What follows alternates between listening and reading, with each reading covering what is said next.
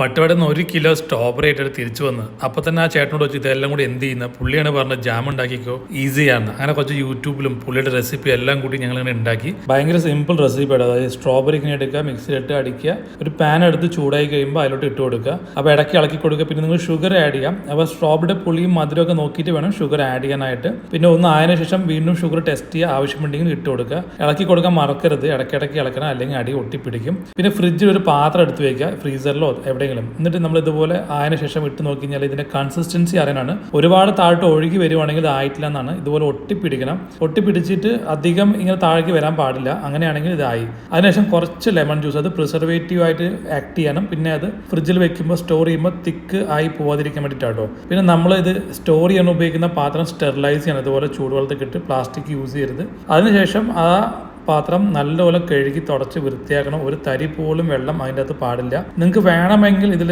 മറ്റേ ഏലക്ക പൊടിച്ചതും കൂടി ആഡ് ചെയ്യാം എക്സ്ട്രാ ഫ്ലേവറിന്. എന്തായാലും ട്രൈ ചെയ്ത് നോക്കാൻ സംഭവം അടിപൊളിയാണ്.